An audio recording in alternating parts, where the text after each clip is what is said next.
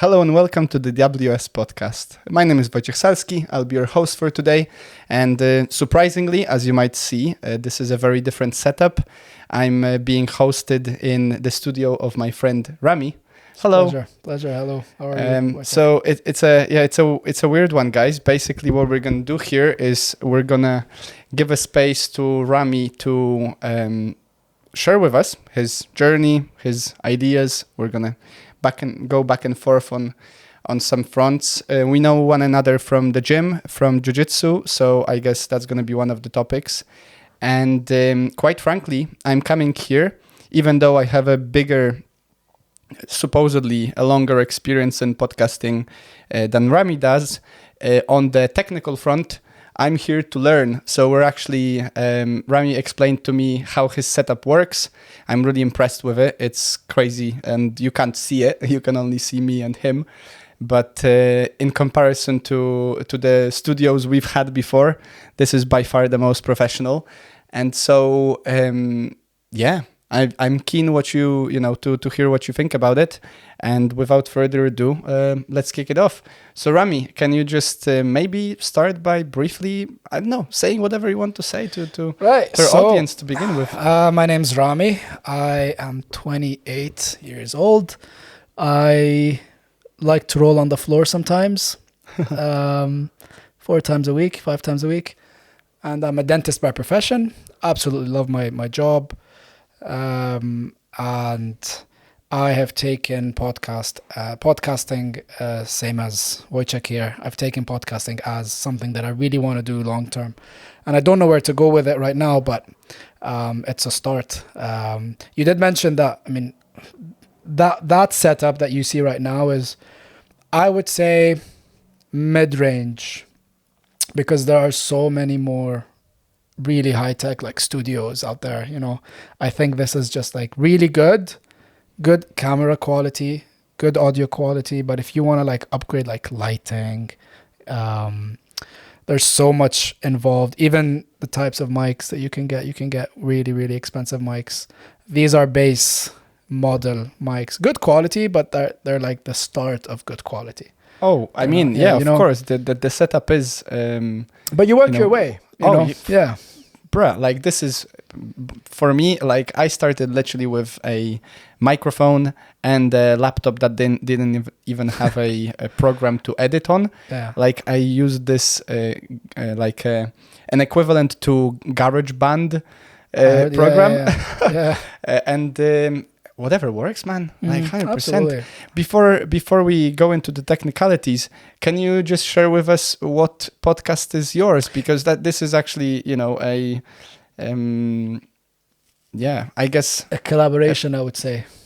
It's an important factor that your podcast is about jiu-jitsu, considering you like to roll on the floor. Yeah, I would say, my podcast is called The White Belt Foreigner. And the reason why I called it The White Belt Foreigner is it has something to do with me personally. I'm a Lebanese guy that's been born and raised in the United Arab Emirates, so I've spent my whole life in the United Arab Emirates. I technically did not know anything about my country. I was immersed in the Dubai culture from a very young age. And I was basically a foreigner my whole life, right? And then I moved to the UK 4 years ago. So as soon as I started feeling comfortable in Dubai, I moved out of that comfort zone into another country where I have to get used to the culture and the people and the way of thinking and the way you carry yourself. So I was still a foreigner, I just moved from one place to the other, still a foreigner. I've never really been in Lebanon. So I called it the White Belt Foreigner because I want to carry a white belt mentality with me throughout my whole life. And it's important that you carry yourself as a white belt so that you can, it helps keep the ego down, it helps keep you humble, and also really makes you like a sponge. Because when you're a white belt and you're just starting jiu-jitsu, especially with jiu-jitsu, it's so easy for you. You're like a sponge. You grab as much information as you can, and you really learn a lot when you very first start jiu-jitsu. But as you get advanced and as you learn more techniques and you start to have your own niche and your own style, the learning still progresses, but it progresses at a slower rate. So I like to have a white belt mentality. Always learn from people every day. And that's the purpose of that podcast is if you have something to teach me, you're welcome on, no matter who you are. That's wonderful. And if anything, you said it before we started recording that, and I agree with it. It's like everyone has a story to tell. And if we have this openness within us and this like a white belt mentality, a humble openness of a sort, you can learn from everyone. Like from a person who's failing at something, you can learn how not to do things. From a person who's succeeding at something, you can learn how to do things, and so forth. And it's like it's the sort of, I see it as a it just popped into my head as a sort of a spectrum, which unless you're with this white belt mentality open, you will become rigid. And so you, instead of having a full range of experiences to benefit from, you'll go into the niche, as you said, right? Absolutely. So, or maybe you'll specialize and you'll have a crazy jargon of being a dentist and you only speak with dentists. So you become more and more like the whole world is just dentists. Yeah. That's crazy, by the way. Let's dive into that a bit deeper. I did visit Dubai before. Really? Whereabouts did you go? Just Dubai. I went for a few days. I went to a festival, which was like a techno kind of party, which was a bit peculiar considering, majority of things that are illegal. So it was like a sober techno party, which was by far the most sober I've ever been to such a place. Yeah. But yeah, how, tell us a little bit about Dubai.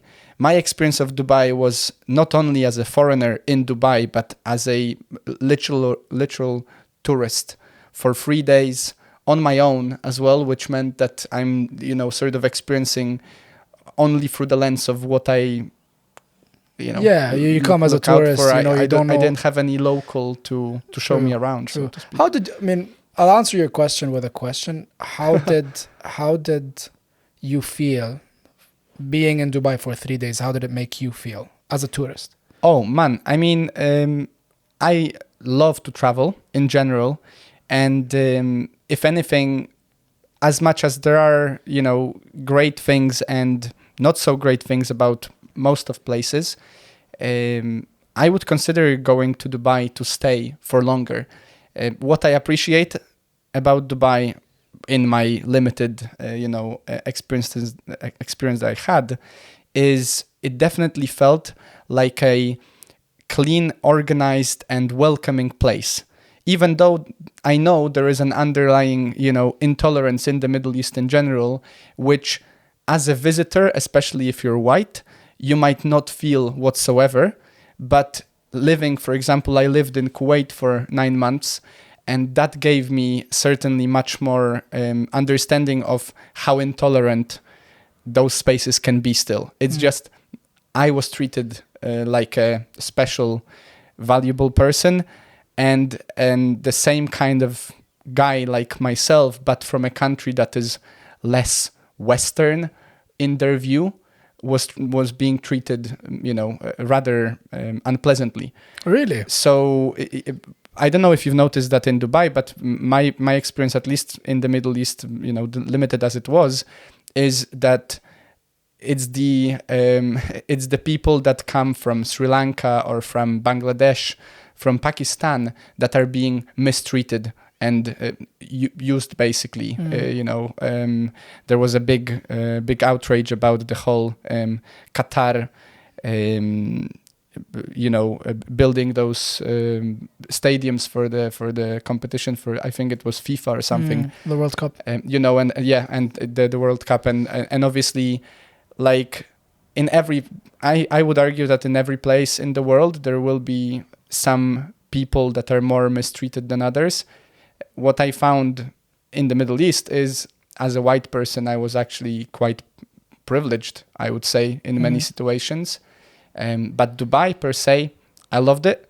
It seems to me like as long as you have the money and as long as you're willing to, excel and strive for something, you can really make a place there for yourself. And I did say to my now fiancé, again and again, that if she ever wants to live in somewhere really, really tropical, Dubai is definitely one of those places that I could consider. Yeah.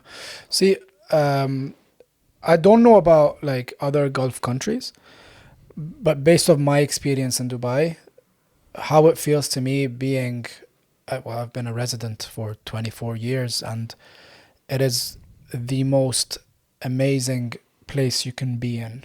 You know, it's quite competitive, yes. It's quite expensive, yes. But at the same time, you need to take a look at the bigger picture here. You're in a country that you basically don't pay any taxes. So whatever you make, you keep. That's one. Two, you're safe. And that's the most important thing. Safety.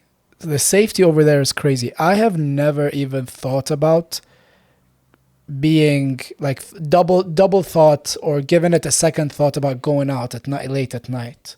You know, it's never crossed my mind. But when I come here, it's like, if it's, especially in the winter, if it's like past 8 p.m., bro, I'm staying home.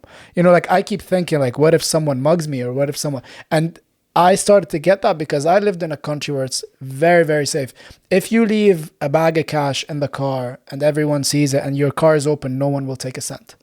And it's because people in Dubai, they don't mess around, bro. Especially like national security and the way, how loyal these people are to their country is unbelievable. And they have every right to be because their leaders are great. They've provided them with safety. They've provided their people with protection.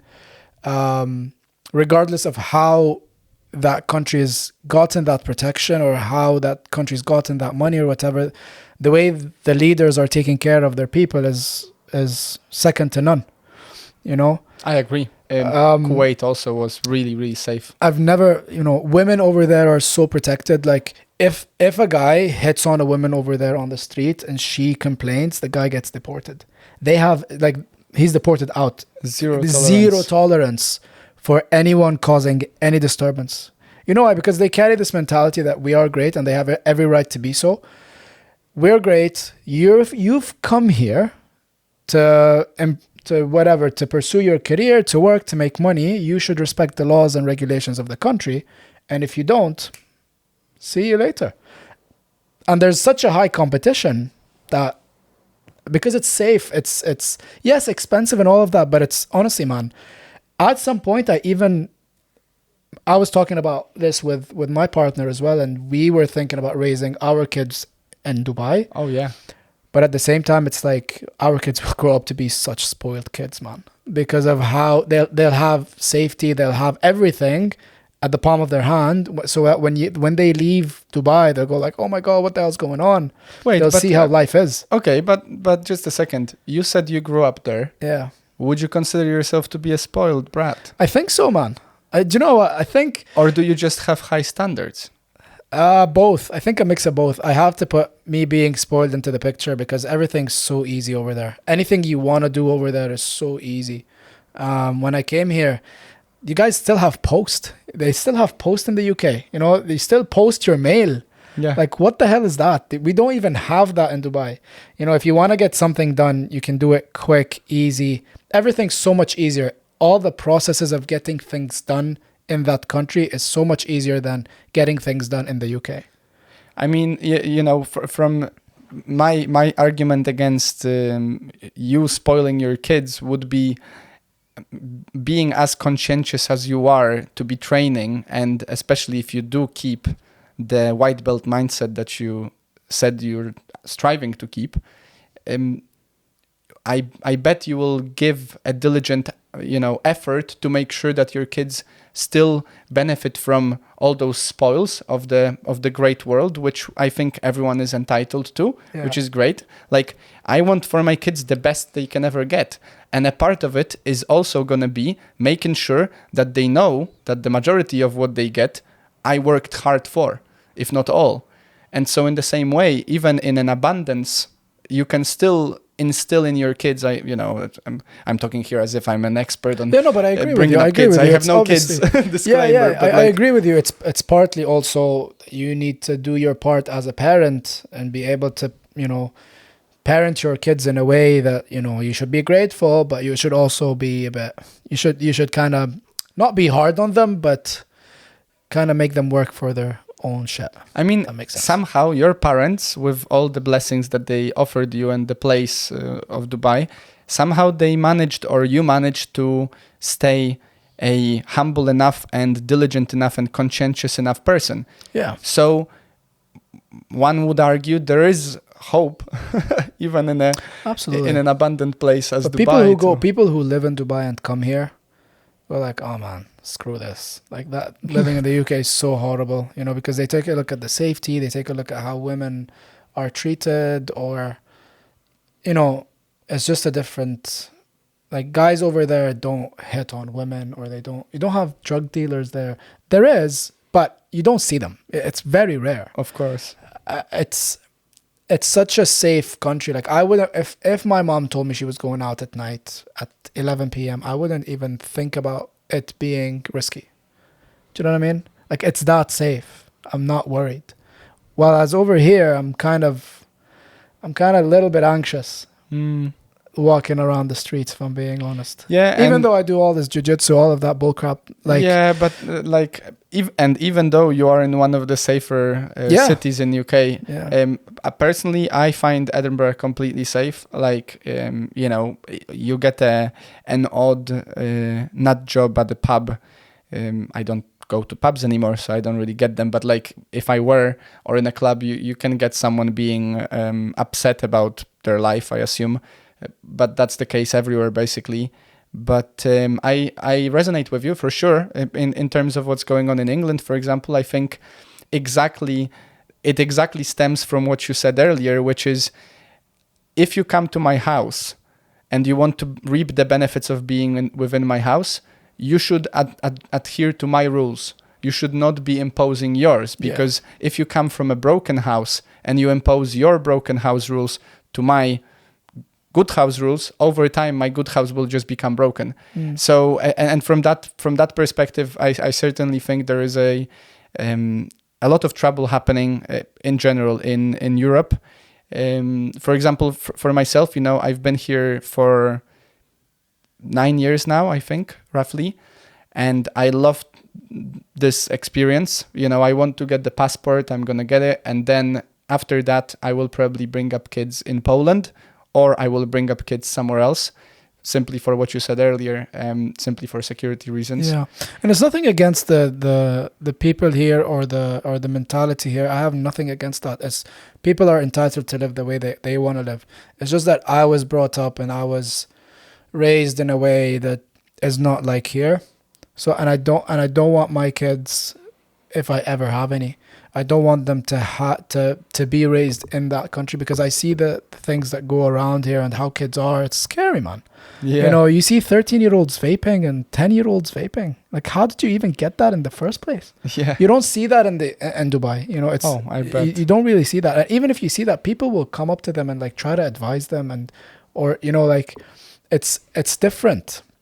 And I want to raise my kids how I was raised. And that's what suits me, because I believe for me, for my family, this is what I want. That doesn't necessarily mean that I'm right and everyone else is wrong. No, it's just how I was raised and what suits me as a person. Don't get me wrong. I've taken so many things from living in this country. I've learned a lot from a lot of people. And so why did you come here in the first place? I'm not, diminishing your choice. I'm just asking, like... I came here to make a better dentist out of myself, man. Okay. Again, Dubai is a lot of competition, and I had terrible experiences in Dubai, man, working for people that just were terrible. Dubai wasn't for me. I wanted to go out. I wanted to leave. I wanted to make myself a better dentist. So I done my research, and it turns out that the UK was lacking dentists. So I was like, bingo, that's it. I applied for a master's, and the reason why I applied for a master's is because I just needed a visa. I didn't care about the master's. I wanted to get in the country. Of course. So I took a year master's in advanced general dental practice. It's nice. It's good. It was nice. I learned a lot, but I just wanted to get into the country. I got into the country. I got my qualifications. I started studying for the board exams. I worked as a nurse. I worked as a dental therapist at the very start. And then I was working and studying at the same time. So I worked as a waiter at some point. See, because I've never worked as a waiter, or I've never done like, Did you only work as a dentist before? Yeah, like, directly after school. I was spoiled. That's why I say I was spoiled. I never experienced what it was like to be a waiter, and nothing wrong with being a waiter, but I now see I have a different lens at how waiters get treated, what waiters go through, and it just gave me a different perspective on life, which I would have never gotten in Dubai. I'm so blessed to be here because I learned so much, and I went through many stages. So I did waitering for a while. I did being a dental therapist, and then I passed my exams. I became a dentist, and because of the NHS and how people are here, people have had a lot of shit done to their teeth that are just horrible. And me seeing that as a challenge, and I was right. And an opportunity. Yeah, I was right. I'm so glad I took this step, because now I'm presented with so many obstacles and challenges. I would say I'm blessed to be presented with so many obstacles that challenge me to be better. That's why I moved here. So do you have by now your own practice?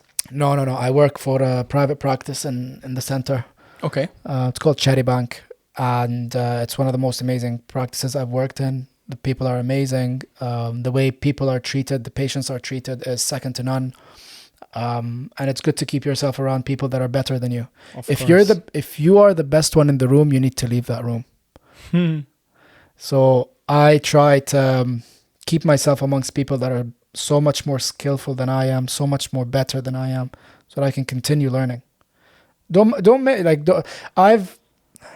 Make no mistake, I've been offered so many jobs where I felt like, and this is not to be cocky, it's just how I felt. I felt like I won't be learning anything from these people because I didn't feel anything challenged me. I felt like I was the best one in the room, just by the way they were talking and how their workflow around their practice was. I felt it wouldn't challenge me and it wouldn't make me grow. I want to always be a white belt amongst people. I mean, that's a great attitude to have for sure. In terms of it's funny you should say that, like, you were spoiled. And so because of that, in a sense of the opportunity, you only worked as a dentist before coming here. I guess,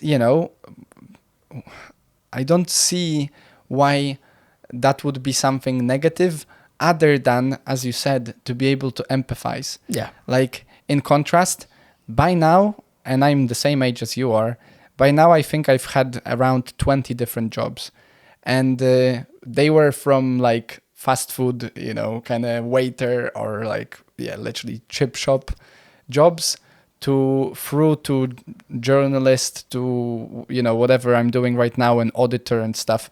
And quite frankly, like, for me, it worked out the way it worked out, and I enjoyed it. Many times I didn't, but for the most part I did.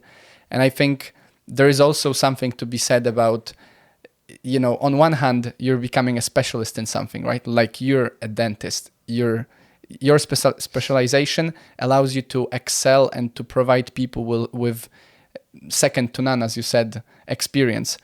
On the other hand, you have people like myself who did a bunch of different jobs, and it's probably still the white belt, literally, in the company. But instead you have an array of different skills that you've acquired, which is also, like, I guess it's a part of life to be, to be experiencing these different opportunities or what got you things. into it, if you don't mind me asking? What got you into podcasting? What is it for podcasting? You? Yeah. Were you always into journalism, or was it? Oh yeah, I mean, writing and stuff. Yeah, exactly. So yeah, for There's sure. another guy at the gym. His name is, I think, Chris, the purple belt. Yeah, I think you should also do a podcast with him when his book comes out. I'm definitely going to do it because my podcast is mostly about. He's already having interviews and stuff. I follow him on Instagram. Maybe he said around August at the time. Oh, okay. So I don't know. Okay. But what got you into it? Yeah, to be honest, like, COVID happened. Right. And I was sat at home on my own. I used to write a lot at the time, just like short stories, stuff for myself. poems as well. And I initially started just posting poems, which are still there online, on Instagram, like, short poems and just that. Or I started a blog as well, I think a year earlier, which was just short stories and some thoughts about life. And then at some point throughout like the first wave of COVID, I was sat at home, and one of my friends said, like, people don't really read these days, but they listen. So why don't you get yourself a microphone and record these poems? Oh. Which I did. And I did it for, I think, something like half a year. And it was fun, like, don't get me wrong. But then at some point, I was sat at home and recording the poem again. And at some point I was like, well, why don't I try something longer? So I recorded myself reading the story. And then I recorded another reading of the story, and another and another. And so if you check out on the show, which by now people don't even listen to the first episodes because there's so many, majority of episodes listened to these days are the better ones from later on. But the first, I think, 2 seasons were only short stories and reflections after them. So I used to recite my stories. And it just happened. Like, I mean, I chose a random photo from uni that we did during some experimental class, photography, whatever. And then I never stopped. It went through stories. It went through like just talks with people about certain stuff. I sort of jumped back and forth between like philosophy and spirituality, because these are the topics that really does like. What do you mean when you say spirituality? What Figuring out what religion, or just purpose of life, or what is it? I guess all of that. Why? What is religion to me is like a certain form that we've created as people to make sense of that which is formless. And I feel that spirituality is that formless, and it can be everything. It's just a word, It's like the moon. The word the moon is not really the moon, right. But I need to use some word to describe for you to understand what would you describe your belief? Oh man. So my question is, are you a Christian? Are you an agnostic? Are you an atheist? Do you believe in some sort of a higher power? Is there no higher power? And is it all, I think the camera turned off really at the right question. But let me just turn it back on. Yeah, because it has a timer. It's so annoying. Sorry. No worries. It's recording again. No worries. It's again, what is it to you?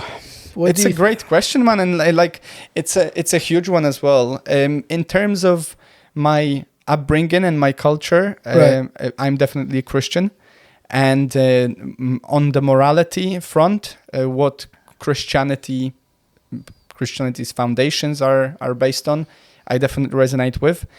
I am not really subscribing to the institution of the church of any kind. I believe we are spiritual beings having a human experience. Why don't you? Let's go back a little bit. Why don't you subscribe to?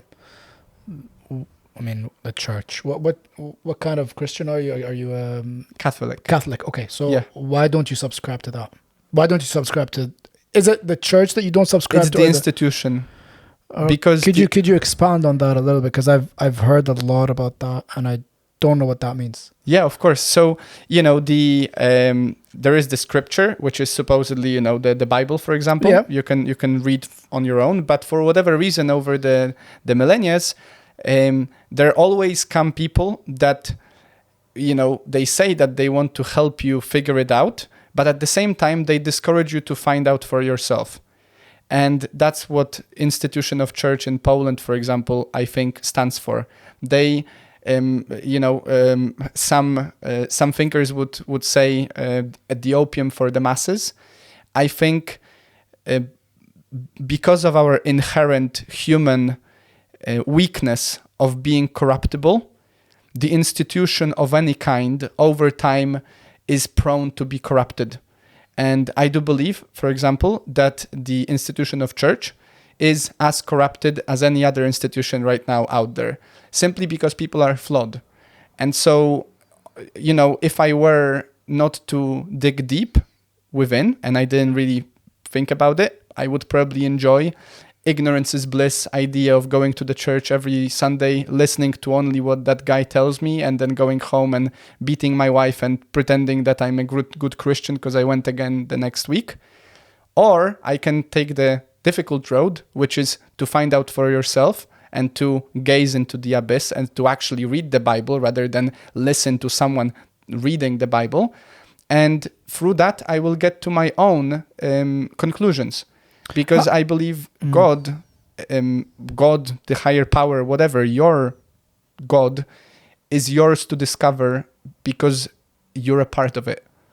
And how do you know, let's say you started reading the Bible, how would you know that, how would you understand the Bible on your own if you're doing your own journey? Or would you ask around? What would you do to try to find God?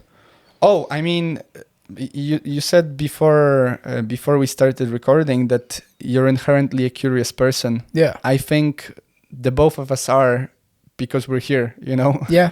Sure.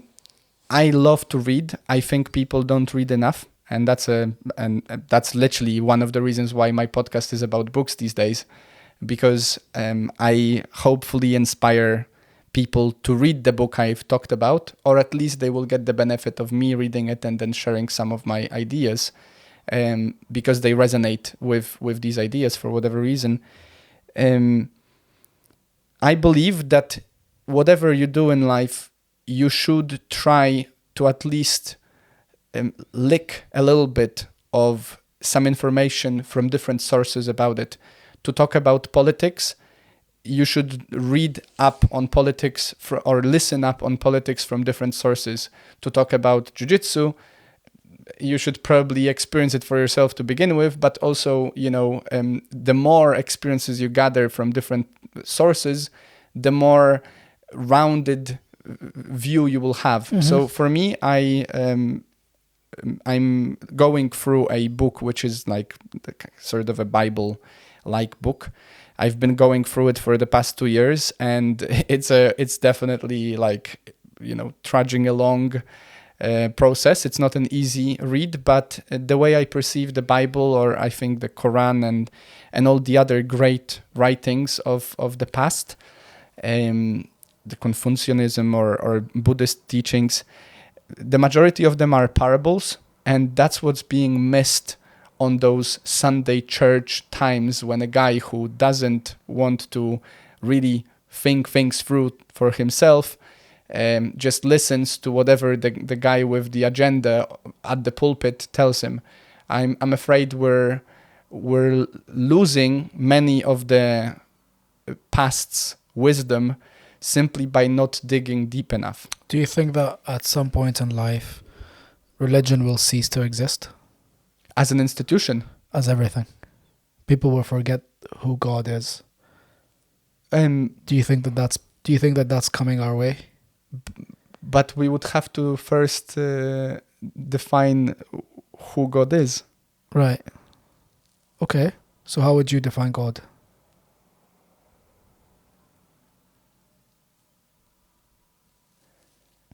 That which is the highest ideal and all-knowing, all-powerful. Would you say that? Would you say that's an accurate representation of God? Yeah, but not in a sense of like an animated or a figure in the clouds kind of thing. Like it's an ideal to strive for. Mm-hmm. Okay. And how can you come to know him? By first and foremost coming to know yourself.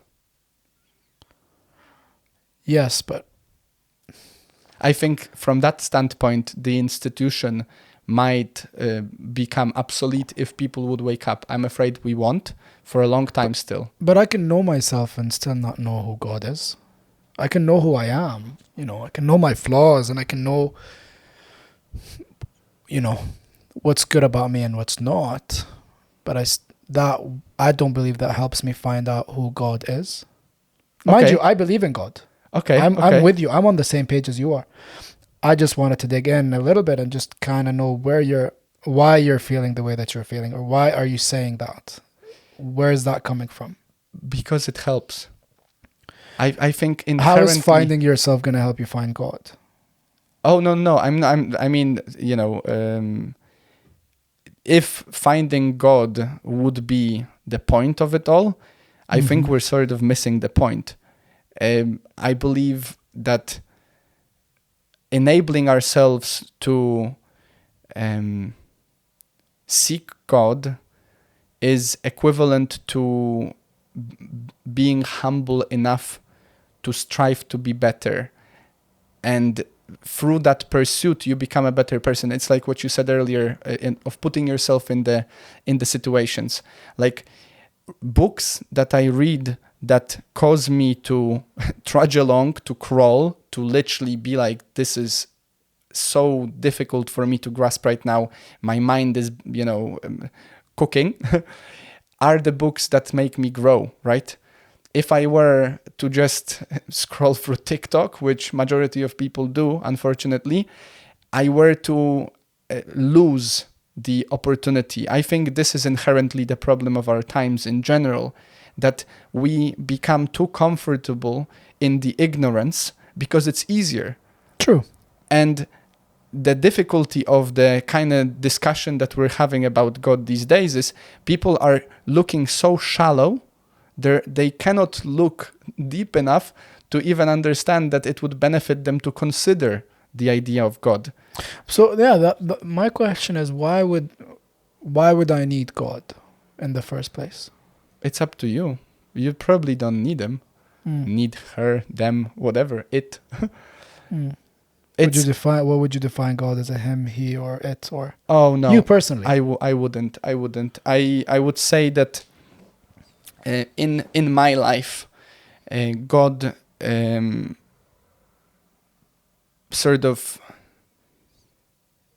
God participates in my life to the degree to which I have the faith and courage to bring up this ideal into my life. So I think there is a lot to be learned from the scriptures of all kind. I wouldn't dismiss one scripture over the other. I think it's the people yet again and their flaws that make one scripture True, that make you more problematic than other. I agree, and you shouldn't really listen to anyone. And one of the most challenging aspects of going through this religious journey of finding who God is not listening to some people that just push you away from that idea. I believe, in my opinion, and that's just my opinion, I feel like you cannot live without God. I feel like you need God in your life 100%. You think you have it all figured out when in reality, God's planning everything for you. You think you're this big shot that's made it all the way here when God has given you the blessing or a test. So mind you, God might not give you something bad in your life as a test. He might also give you something good in your life as a test. He might give you money. He might give you fame. He might give you a job to see if you're going to stray away. And that's the test. So what do you think about the idea of reincarnation? So reincarnation, I'll tell you. Okay, have you heard about Druze? Druze, have you heard about these people? It rings a bell, but I don't know much. Okay, so Druze are a sect. If you dive deep to it, and I would encourage you to, I am what we call Durzi. I am Durzi. Okay? Durzi is a sect of Islam. It's not really a sect. If you dive deep into it, you'll discover that they're a religion on their own. And they believe pretty much very similar to what the Muslims believe. We have different prophets, right? And not only do we have different prophets, we believe in reincarnation. Okay. But that ideology does not really sit well with me. And let me tell you why. I believe you're not in a video game, bro. I feel like it wouldn't be just for you to live your life and die and then get a second chance at living again and experiencing things again. I just feel like you only get this one life, and you're going to be tested in this life. Now, the argument that Druze people say is that God's going to test you in one lifetime when you're poor. He's going to test you in another lifetime when you're rich. He's going to test you when you're mentally handicapped or physically handicapped. And I disagree with this ideology because he can test you in all of these aspects in one life. So, but I've heard stories, man. My grandfather he told me he believes his past life, and he mentions details that are scary, scary details that no one else would have known. So I don't know what to make of it. I'm like you. I'm on my journey as well to finding God and find not really a religion. I don't want to put it in that bracket, just finding the truth, right? So my family and, where I'm from, they all believe in reincarnation. I personally have my doubts, but if I say that, I'm going to be really bashed for it. So can you just define for me and for our listeners the reincarnation that they believe in? So the soul never dies. The soul goes from one body to another. The moment the last breath leaves your body, your soul leaves. And the moment that infant that was just born takes their first breath, the soul goes in. That's how we define it. Okay. It's instant. Sometimes you remember your past life and sometimes you just don't. Okay. What factors determine whether you remember or not is how you die. If you've died a brutal death, if you were murdered, if you died in a really brutal death, you would get clouds or images of your past life. Okay. And trust me, I've met people and things have happened in front of me where they're saying details that no one really would know. And it's scary. There were people that were murdered in Lebanon. They came back the next life. They testified against the murderer. It's that crazy and it's that unbelievable to hear. And it's like, you're probably hearing that right now going like, what the hell is that? That's bullshit. I don't know what to make of it. I can't say if it's bullshit or not, but it does exist, man. It does exist. I feel like there are so many things in life that we do not know. Yeah. So in terms of the definition of reincarnation, the definition itself, human to human. There's no cross. There's no cross like Buddhism or Hinduism where you go into an animal or you become an animal or something like that. We don't believe in that. Okay. Or that religion, Druze, does not believe in that. Yeah. They believe human to human and male to male, female to female. There's no crossover. Yeah. So for me, it does make sense that since there is only transmutation, nothing ever is completely destroyed. It's just changing its state. It makes sense for me both from physical, physics perspective and spirituality. I do find that to make sense. I believe in reincarnation, whatever, in that definition that you specified. Right.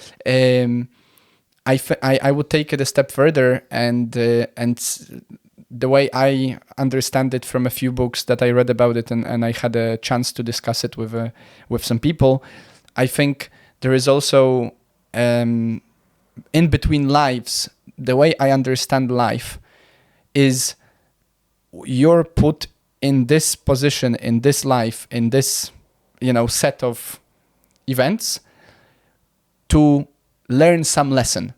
And that lesson, if you act with God, will bring you closer, maybe this little step up the ladder toward enlightenment.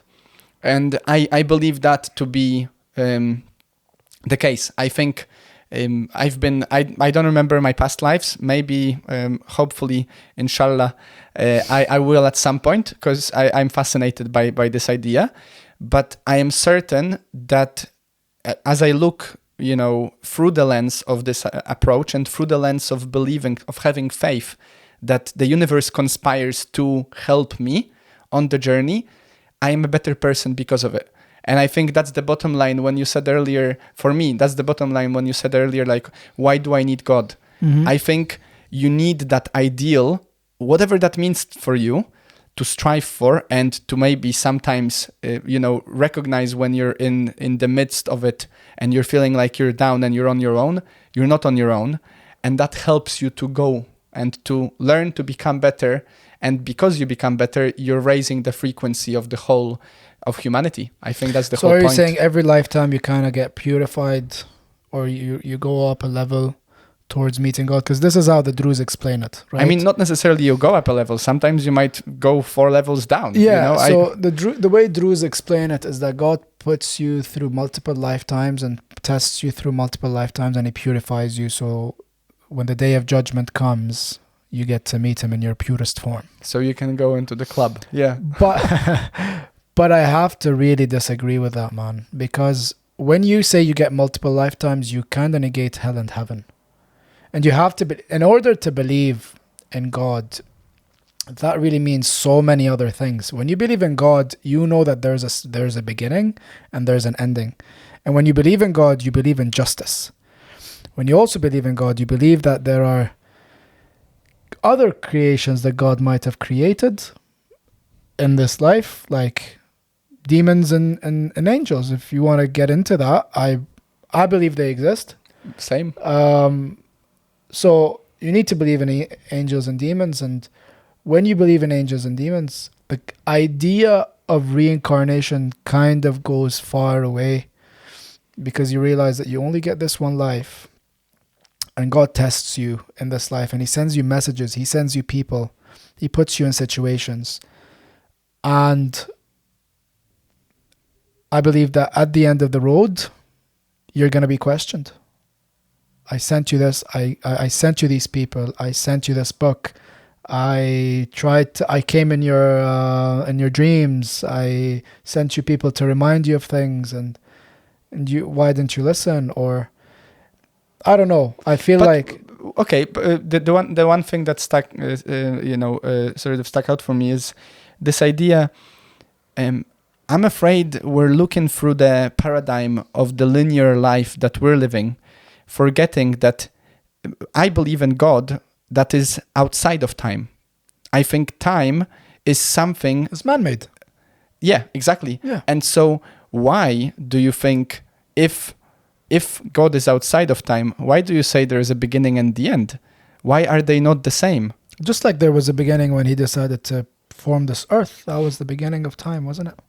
That was the beginning of what we call time. You can call it dinosaurs. You can call it... Yeah, but I'm saying about our lives. The way I understand it is exactly because there is no time outside of our perception in the real world, so to speak.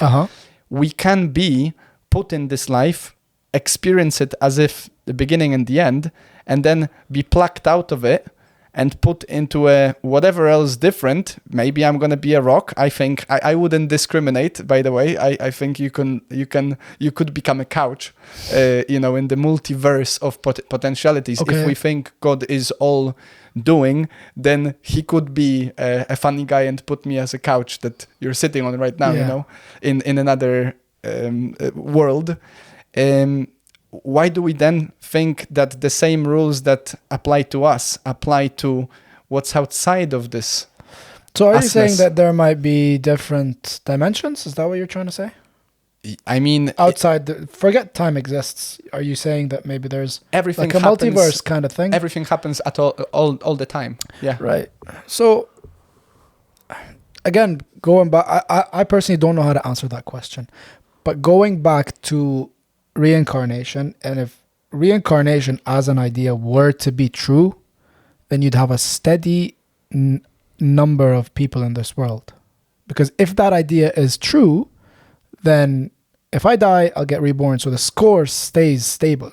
You don't go from 7 billion people to 8 billion people to 9 billion. Do you know what I mean? Yeah, but don't you think God has some, waiting room? I don't know. Like the waiting room at the dentist? I don't know.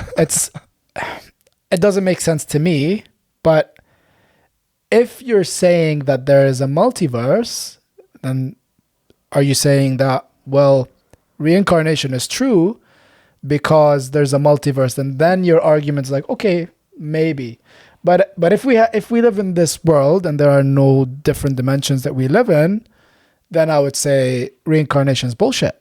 Because the number, if that idea is a true idea, the number should stay stable. Okay, but why are you only assuming that Earth is the only place where where we are? We can still consider one universe. Okay. To make a crazy assumption that there are other Earth-like, planets. Maybe we just zap in and out of So this. multi-dimension. No, multiplanetary. You know what I mean? Okay. Like maybe the way, and of course I don't know. We're just playing right now. But like we're going off a tangent here. But it's cool. Like you know how animals see in different frequencies or hear in different frequencies. Why wouldn't that apply to beings? You know what I mean? Like maybe there's, if God is all-knowing and is a part, if we're living within God, that's another idea that I really wrestle with from time to time. This, if you look deep within your body, you'll see more and more of smaller pieces. If you look outside into space, you see more and more of big pieces. So would it be a crazy idea to consider that maybe the whole of our universe is a cell in God's body as he goes to the gym right now? Yeah, that's an interesting ideology. But you can go off a tangent for, if that's the way that you'd like to think about things, then you're never going to find the answer. That's if you want to find the answer. If you're pursuing to find who God truly is, you can have so many assumptions. What you can do is you could rely on people that have come from God. Mm-hmm. How do you know someone's come from God? You challenge their ideas. You challenge their thinking. And if you feel that these people that existed carry that message and that message has been challenged and they prove to be right, then these are the people that you need to follow to know God. So then you start to eliminate all these assumptions that you might be having about God, about the multiverse, about this and that, because you start to see that these people that have come on this earth, these are really from God, and God wants to tell me something. So he has sent these people. So then I start to eliminate, because if we're thinking like that, I would never find God, bro. I would never find what the truth is. I would never know the instructional manual that I need to live my life, because the instruction manual, whether it be the Bible, the Quran, or whatever holy text is, I need to know that's from God, because if I know that's from God, I can follow it and I can just ignore all these assumptions that come into my head and these ideas. They're nice to think about, but they're not true. They're not true because messages are in front of me and I believe to be true. Do you get it? So do you rely on who do you rely on to decide whether someone is, as you said, sent from God? You test them. You test the idea. You test. In order to be able to believe in something, you need to have a sense of logic too. You need to have faith, but you need to test that idea. You need to test the hypothesis of anything, right? Be it what Jesus has gone through or all the prophets that came after him or before him have gone through. You need to test them. And God knows that. God knows human beings are going to test these people, so he's given them miracles. So Jesus, he's given him the ability, what I believe in, he's given Jesus the ability to raise people from the dead with God's permission. Okay, this is shut off. Wait. I don't want to lose my ideas. Sorry. This is so annoying. This is something I need to work on. Sorry. That's all good, man. We're learning. This is an experience. The podcast in action right there for you guys. Okay, cool. So, what was I saying? I was saying that you need to test that. So, Jesus came with a message and is unity. He wanted to unite the Israelites, right? Mm-hmm. He wanted to tell them to come to God, right? So, anyone can just speak out of their ass. I'm not talking about Jesus. But anyone can claim that, right? But you need to test them. You need to, and God knows that we're going to be tested. So he's given Jesus the ability to do miracles, perform miracles, turn water to wine, walk on water, raise people from the dead. The story with one of his companions, one of the people that were with him, and I forgot if it was John or Luke, but the story of the boat and the fishing and the fish that came out in abundance Okay. when he was fishing. Do you know that story? Rings a bell. I'm not too but- educated about that. Yeah. But you know, Okay, but he wait. tests. But do you, in your own pursuit in this life right Mhm, now, mhm. do you have the ability to test, or do you rely on the tests that are given in scriptures Yeah. to you inform need- yourself? Yeah, of course you need to do your own research, and as you said in the beginning, this is a journey, and it doesn't. What resonates with me might not resonate with you. So the idea of a Trinity would resonate with you, but an idea of a Trinity would not resonate with me because the way it's interesting, the way I've been brought up, my thinking, my personality, all play a role in what I believe to be true or not. But you test it. Yeah. You challenge it. You challenge the idea, right? So let's say,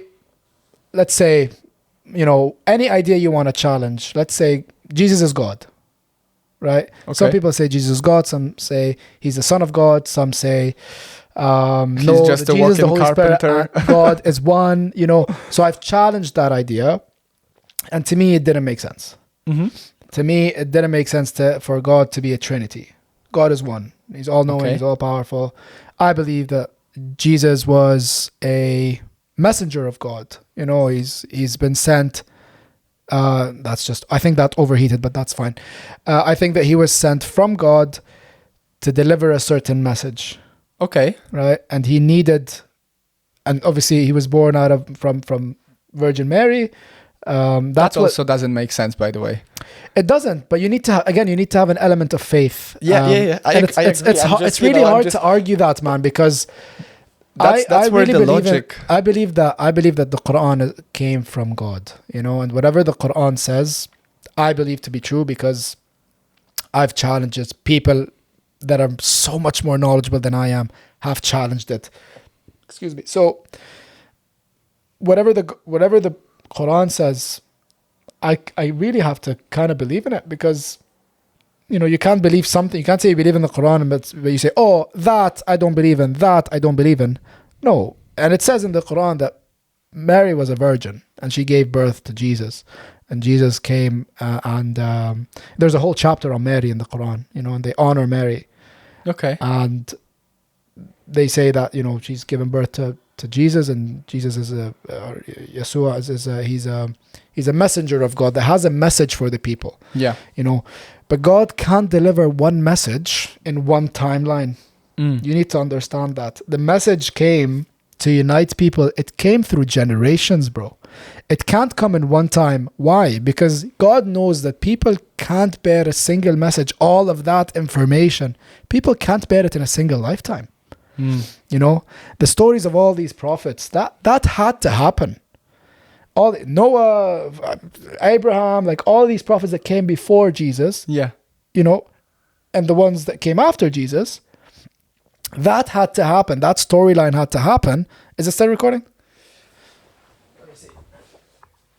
Oh my God, has been stalled automatically. The maximum recording time has been reached. That's okay.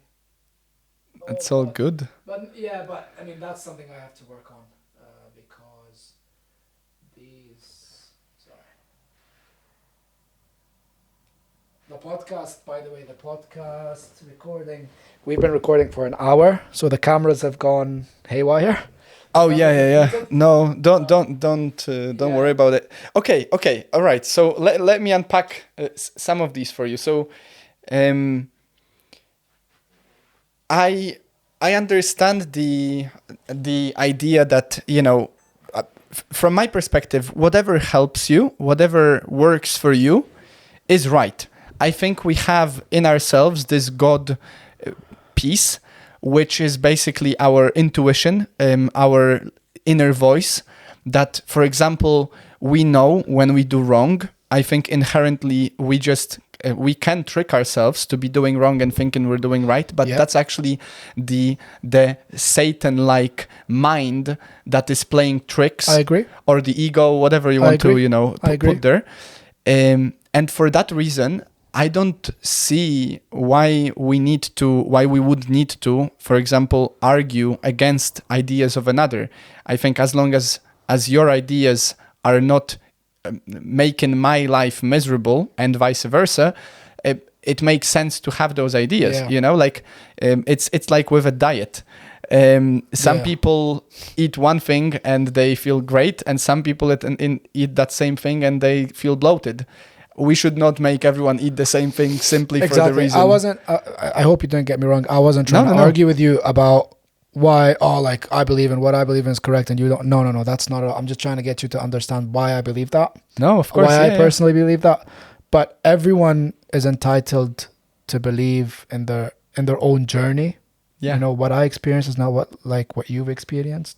You might have gotten inspiration differently than how I got inspiration, and that's you finding God and me finding God my way, and you finding God your way. And I think that's key. Like literally, you said that because of your upbringing or because of something.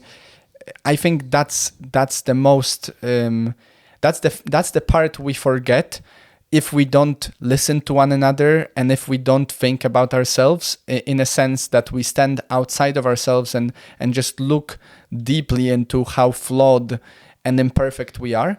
I think the ignorance is bliss for a reason, because it allows you to shortcut the thoughts, and like I could argue against your ideas, and for me that would, as a thinking, humbly thinking person, knowing how little I know, that sounds absurd. But for someone who's so stuck, outside of themselves, basically, I feel in a way, for example, and this is why I said earlier that I don't subscribe to the institution of church. I'll make it a little less sort of controversial by comparing it to a workplace. What I've observed at the jobs that I've been in is, the longer you are in a certain job, the more time you've contributed from your limited life that you have. And time is all we have. Like all of these things that we have around us, all of the relationships that we have, all of that can be changed. Time is the most scarce we have, right? You have only so many breaths. And at that point, whatever, maybe there is another life, but for this life, it's irrelevant. It's not like you can sort of take a credit from the next life. And what I've observed in people, especially people that have contributed, that have dedicated a lot of their time to a job, it's almost like that sunk cost fallacy. Do you know what the sunk cost fallacy? No. There is this idea that, for example, if you bought a ticket for a concert for tomorrow, and it cost you £100, and tomorrow you're feeling really sick, and so you have the option. You don't have to go to the concert, obviously, but you've already said that you're going to come, your friends are coming, you've spent £100, and so you don't want to lose that, even though you've already lost it. This is the sunk cost fallacy. You actually invest more in it. In the same scenario, you go play as a gambling, whatever, you bet 100, you lose it, and instead of getting up and leaving because you've said to yourself that you only play for 100, you'll put another 100 because you're trying to get back what you've already lost, thinking it's still yours. Okay? So now, back to the job description. Someone who's been in the company, in a job for 10 years, and they've basically dedicated 10 years of their time to that job, will be much less likely to agree with you who's been in the job for 30 days that this job is a waste, because he would have to admit to himself that he's been for 10 years doing something that is meaningless. Okay? And I think my conclusion from that is, over time, especially as we grow old, we get hung up onto what we've dedicated ourselves so far into, simply because we are scared of admitting to ourselves that we missed the mark on that. And that's why any institution over time becomes corrupted, because people stay too long in their niche, they become rigid, and then you have politicians like we have, which are, they're obviously dinosaurs, but they still think they're the young and idealistic, even though they should probably be chilling. You know what I mean? I think that's also why Dubai is so successful, your country, like Dubai, is one of the youngest countries in terms of the average age of working class people.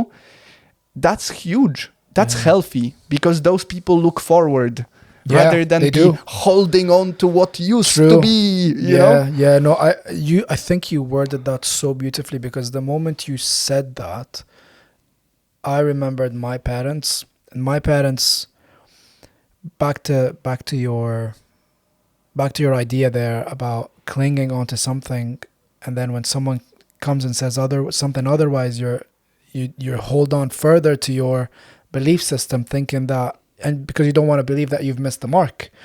And you've worded that so beautifully, because I've had countless arguments with my parents specifically about religion, and specifically about finding God. And the way they define it is they're obviously subscribed to the Druze ideology, or the Druze religion, the Druze sect of Islam, which I personally don't really agree with 100%. I think it has a lot of good things.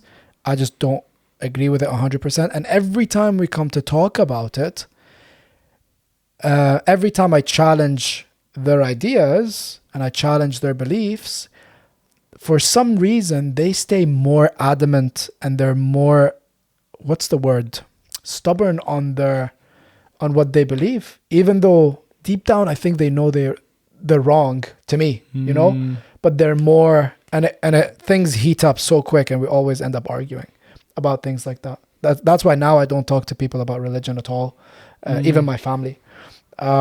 It's the hardest with the people we love. Exactly. And you've worded that beautifully. I think when people when they've lived their life a certain way for so long, it's so hard for them to change that, because they look at you like, you came out of me. Like, who are you to tell me what's right and what's not? I've lived my life a certain way. I know this is the right way. Who are you to come here? And I don't blame them for that. And it's so much harder. But I just, when you were talking about that, I just remembered this. Yeah. Yeah. You know, it's a phenomena which I think touches majority of problems that are emotionalized. I think politics is a culprit in this as well. Do you think religion is politics? In many ways it is. Yeah. And unfortunately it's intertwined. You know, in Poland, for example, it is. The state and the church have been so intertwined and corrupted, co-opted in many ways that it's troublesome. It's the same with money. Money should be separate from the state. That's a controversial statement out there, but my listeners know it already.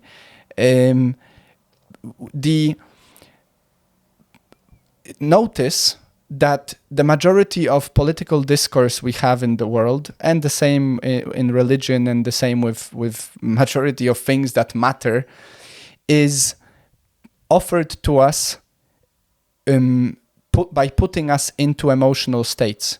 It's much easier to manipulate a person if they are fearful, angry, or emotional, joyful, emotional. Yeah. There is something in us, these emotions, almost like inner gods. By the way, this is exactly how the Greeks portrayed gods, as emotions, being different god was the different emotion. Ares being, for example, the god of war, being anger, simply put. Or Aphrodite, the goddess of love, was passion and desire.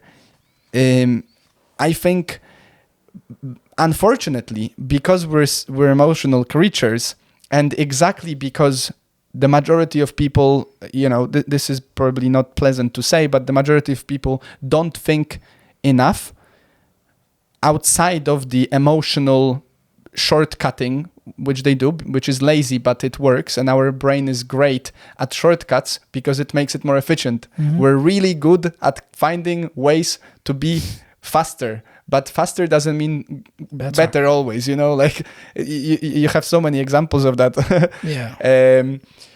And I think this is where the problem comes. I cannot, for example, speak openly with many, if not majority of people that I meet, in my life about politics, simply because too quickly, too often, there are keywords that spring up an emotion. And instead of having a conversation, I just see the person change into that emotion because, of course, because it's easier to manipulate ourselves that way. And because that's what the state wants to do. I fully agree. Like, I feel like people have made religion to be, people have fucked up religion. Excuse my French. I think they've made people have made people hate the idea of religion and God, through our actions, and I think that's why people are stepping away from the idea of having a higher power, it's because of all the atrocities that have been committed in the name of religion, whether be it Christianity, the Crusaders, whether be it Islam, ISIS, whether be it any other religion that have committed horrendous crimes in the name of religion and in the name of God. Look at what's happening in Palestine. Yeah. And the only religion out there who has not been a culprit or a participant in any war, in conflict whatsoever, is the religion that states that is not a religion. It's the philosophy of Buddhism. Buddhism, yeah. How telling is it that it's the religion which is the philosophy of finding yourself that is the least invasive? Yeah. It's quite unfortunate, man. And I think religion will cease to exist, or the idea of God will cease to exist in the near future. And when you say God, and maybe, I don't know when, 10 years, 20 years, 50 years down the line, you say God, people will say, like, what's that? What would emerge instead of it? Because there is no vacuum in nature. More mental health issues, I think. Oh, yeah. Will emerge because of that. Or AI. AI will be a god. Maybe people will look at AI like it's a god. I don't know, man. I think it's already there, by the way. Yeah. Technology is a ideology as well. Yeah, I use it in my I use AI in my practice. I use it to edit video. Like, everyone's using AI now. You probably got ChatGPT on your phone, and everyone's not using ChatGPT that anymore. But yeah, I mean, I do. Yeah, So no, people. Course. I think it's the future is definitely looking like religion will cease to exist, and I just say that only because of how things are going because of religion, man. People would just have enough and go like, screw this. We don't need that in our lives because it's caused nothing but wars, killings, blah, blah, blah. But that's still a misunderstanding. But that's our fault, though. Yeah, exactly. That's our fault, man. That's not God's fault. That's a shortcut in thinking. Do you struggle to have faith? I wrestle with faith, but I don't struggle to have it. I used to. What do you mean you wrestle with faith? Okay. Because there are moments, there are challenges, there are, situations in my life which make me wrestle with God, in a sense that I think to myself, and I try not to, but I certainly do, and then I have to pray and remind myself of all the abundance that is flowing to me at all times and how blessed I am.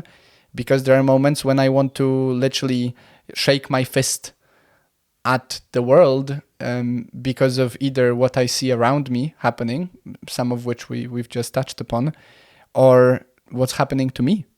It's the easiest way, what Cain basically represents in the Bible, to shake your fist at God and suggest that it should be otherwise, and you know how. And that's the arrogance. And of course. In terms of your question, like, do I struggle with to have faith? I come from a Christian background, Catholic background, and there was a time in my... we always used to go to church, like not every week, but fairly regularly. But I'm the eldest son. And so at some point when my father found faith, like deeper with age, quite frankly, and also some things that happened in his life that did it so, he would take me to church weekly. And it was almost like I felt, not only I felt compelled to do so because I knew my father would appreciate that someone comes with him, because my mother didn't really bother that much, but also there was this certain expectation that, I'm the eldest son. You should know better. You should go. And so I did. I used to go, and I used to be really wrestling with it. I didn't like it. I didn't like what the institution stands for. I saw through the hypocrisy that the institution of church in Poland does. One of the famous fun facts for you is one of our main bishops in the country claims that he got a Bentley from a homeless person, because at some point he was asked this awkward question: how do you vow to be poor, which is the vows that they make, and you drive a Bentley in Poland in the 90s? No one has a Bentley in the 90s in Poland unless you're a mafia or church, which is the greatest mafia in that regard. And he literally said on the TV, like you can look it up, that it's the homeless person that gave it to him. Like he said that. So maybe it was Jesus, drove by and gave him the Bentley. But I saw that, and as you said, I went against it. And so by the time when I arrived in UK, I was done with church, with religion. I stopped praying, in a sense of like doing the same formula that was taught to me since I was a child, which I can remember like all the time. And for a few years at uni, I was godless. I was searching, I guess, to find myself anew. It's like almost like the Jews getting out onto the desert, into the unknown, and basically trying to figure out what is going on. And I enjoyed myself. I made friends with people that resonated with me, and I think it all happened for a reason. And at some point, I was given this book to read, which is called Letting Go by David Hawkins, which is outside of religion and yet talks about all of them and mentions Quran and Bible and everything. Mm-hmm. And I didn't want to read it for a long time. And then one time when I was going for Christmas holidays to Poland, I felt so stupid that I borrowed this book so long ago. I was given it to a friend and I still did not read it. It was like 2 years that it just stood on the shelf in my dorm room. Mm. And I decided to read it during my travel to Poland. And I did it in literally those 5 hours of, I read on the train, I read on the plane, and I read in the, in the bus or whatever. And I finished it just by the end of that day. I literally made myself a promise that I'll finish it before going to sleep. So I stayed up late after arriving to Poland to finish it. Mm-hmm.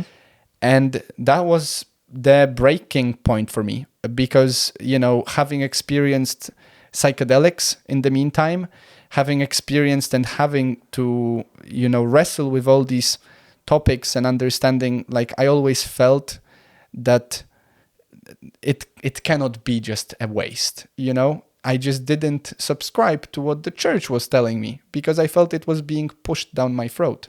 And so emerging out of that, now I appreciate what the church is doing to those that are too lazy to do their own reading. But I also, I found God through that, for sure. So you said something that this can't be it, What did you mean by meaninglessness? That? Yeah, what did you mean? Do you mean like when I die? No. Just the purpose of life. Is that it? Is it? Yeah, because the consumption, this idea that is being sold to us by basically big food, big pharma, big TV, big whatever. That all you are here to do is to consume, to be to be farmed, to be the ultimate consumer of all these things that are being put in your face. I think I've recently mentioned it on the podcast. There is a quote from wait, let me find it. You'll appreciate this. by the until Noam you, Chomsky is the quote from Noam Chomsky, and it says something like, there are people that work really, really hard to eliminate your sense of purpose for the explicit goal of making you a more efficient consumer.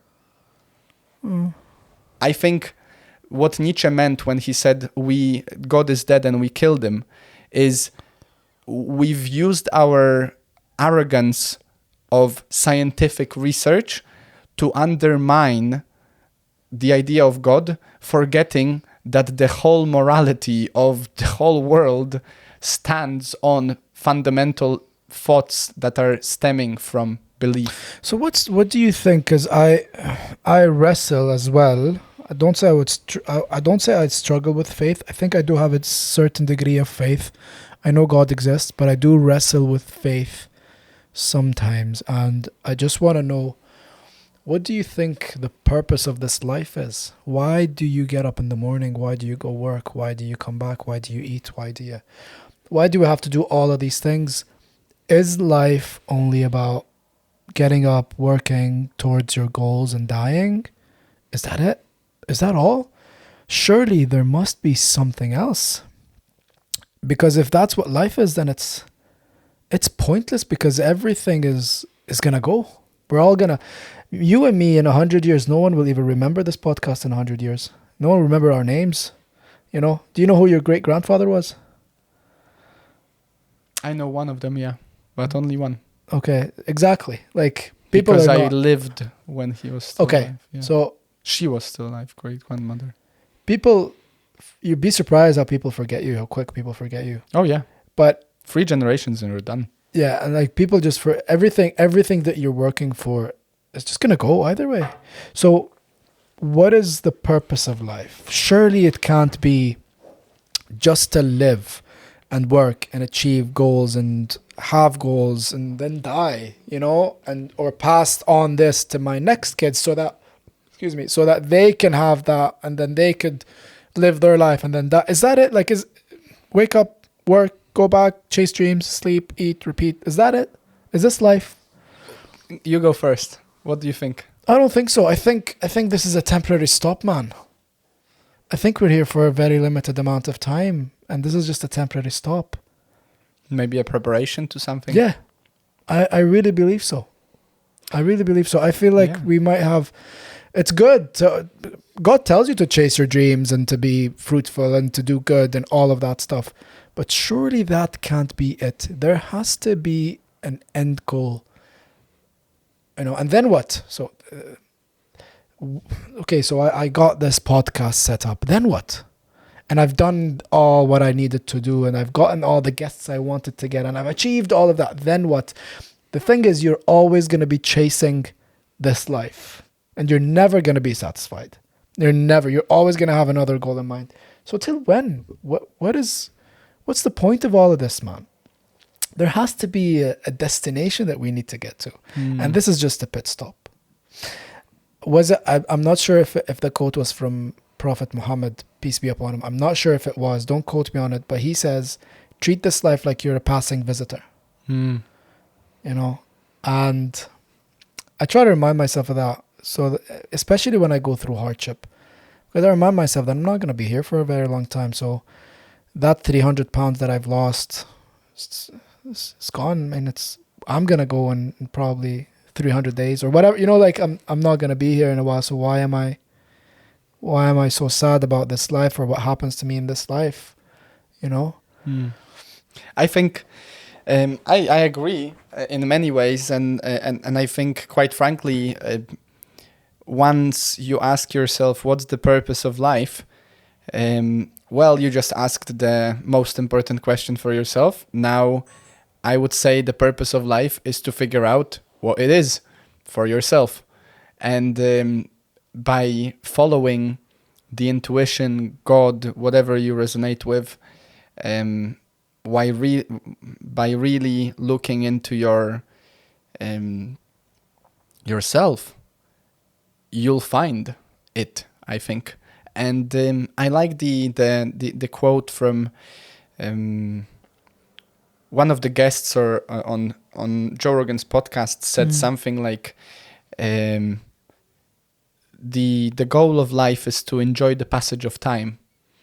And I think it's not only on the hedonistic, I enjoyed that, but rather to be at peace with this passage of time. And I think this, by being humble enough to accept that you will one day die, this is for a reason, I think, why the Buddhists say that meditation is the preparation for death. By accepting that you will die one day, and yet, despite of this tragedy that will emerge, you do all you can with all you have right this moment, every moment, till the very end. That's how you make your life worth living. Yeah, I can agree to that. I can agree to that for sure. But that's something I constantly. Yeah, I know. Sometimes my camera overheats. I should find a solution to that. I don't know what to do because no worries. I just don't want to miss the no, material. that is being recorded, so Okay, that's not perfect. being cut off. It's just parts of the video that are just not going to be there. Yeah. So when this camera is off, it'll just display you No worries. speaking. So what do you think about that? About this idea? Yeah, man. No, I fully agree. I fully agree. I'm still trying to find myself, man, because I'm still trying to find the purpose of this life. I just want to be sure of things. Sometimes I get in a conflict of what I believe is right. One day I believe I should pray 5 times a day. The other days I believe no, that's not really accurate. 5.5. Maybe, and sometimes no, it's just I because I've been around the world. You can say I've tried different cultures. I've met with so many people, and I've listened to so many people speak. And there's so much more to life than what I think. From reincarnation to other things in life, from talking about hell, heaven, and listening to what each one of us thinks. You worded it again perfectly. You should find God within yourself and see what resonates with you. Because if you continue listening to other people and listening to, everyone claims to be right. Everyone claims to be that they're the correct religion. And that just puts you in a spiral. It makes you lost. Maybe they're all wrong. And Ronan told me something off camera. I'm sure he wouldn't mind. If God's going to burn me for something like, let's say masturbation, okay? If God's going to burn me for that, then maybe that's not a God worth worshipping. Oh, yeah. Or if God's going to burn me because I didn't pray 5 times a day, but I was a good person and I've done good things in life, I've had a good impact in life. If he's going to burn me, then maybe that's not a God worth worshipping. And that kind of like hit me a little bit when he said that. Because I was sitting in front of him and I was this guy that was like praying 5 times a day, doing what I'm supposed to be doing because I believed it was right. And then that kind of made sense. How can we be so arrogant to think that what God wants from us is to be perfect? That even though we're so imperfect. So right now, like I'm not praying, okay? Like right now, for example, sorry for interrupting you, but right now I'm not praying and I'm not doing what, the minimum of what Muslims do, right? Does that mean that I'm not committing atrocities? But does that mean that on the day of judgment I'm gonna be burned? I'm gonna live in this hellfire? That's just why? What do you think is heaven and hell? I don't know, man. I just feel like before answering that question, let's turn both cameras on. Yes, sir. Sorry. Here we go. That is number 1. And I need to take note to figure out how to if you figure it out, bro. I'm surprised that they stop recording if it's recording, because like it doesn't make sense. Imagine I was recording in an event somewhere.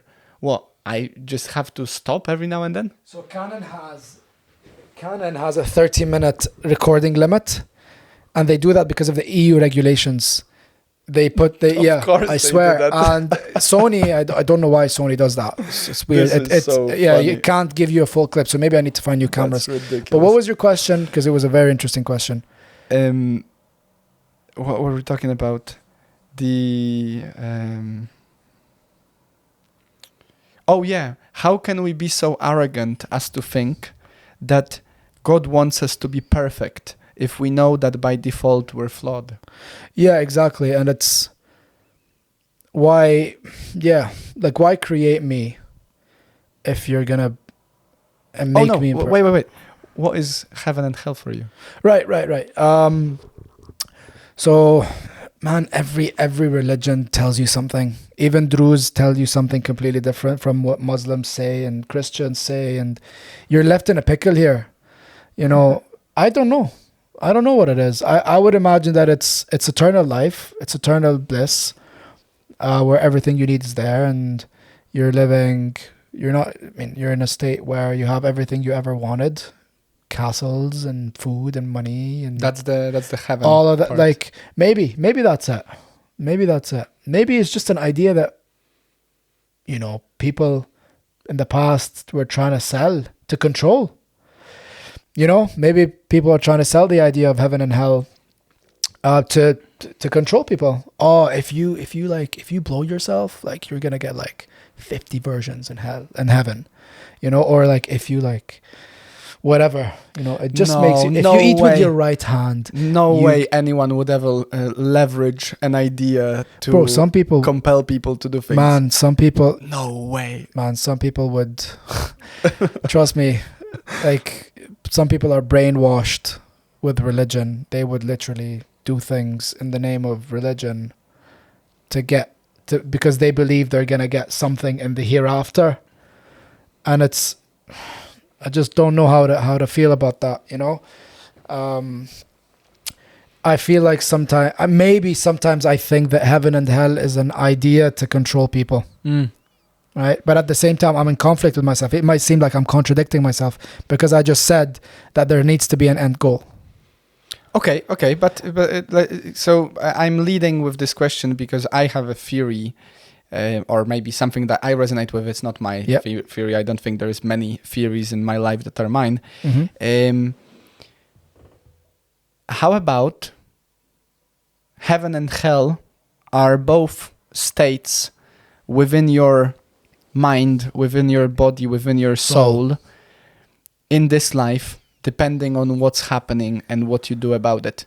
How about if you're being, how about if you're suffering immensely and you, instead of praying and having faith, you fall into the abyss, the pit of being depressed and anxious and worried and troubled? How about you're in hell then? And how about you're in heaven when you're doing something meaningful like this conversation, when you're enjoying yourself, when you're spending time with your loved one, when you forget time to the point that you're recording for 2 hours, having a chat about everything and nothing? How about that's heaven? Yeah, I mean, I feel like that's the heaven of this world, you know? And I don't know if there's a different dimension to hell and heaven when we leave this world. You know, could there be so when I die, is my soul going to go to a different dimension? Am I going to live a different life? Right. So if heaven and hell exists, and there's a day of judgment, let's say there's a day of judgment, will I get it before everyone gets it? Or is there a day that everyone gets it? And when Islam says that there's a day of resurrection, which is the day of judgment, is when the people that are dead, they get up from their graves and everyone's judged on that day, which kind of makes sense to me because it answers some of the questions that I have. But it just leaves me in a bit of an unknown state because I'm so open to listening to so many theories that I end up not having one for myself, you know. And because when I listen to other people, I go like, he has a point, or she has a point, and you know, it just gives you a different perspective on this world instead of just limiting myself to this is the right thing, this is what the prophet says, this is what this is the right, you know, follow this and only that. it just gives you a different perspective on life.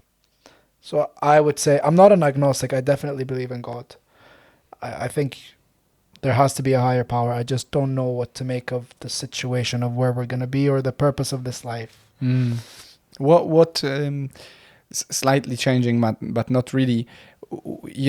All things considered, let's assume, and I do believe that there are questions that we will never get answers for, and the mere purpose of these questions is to allow us to strive for something or to seek, but not necessarily find. What are you willing, because that's telling, what are you willing to die for?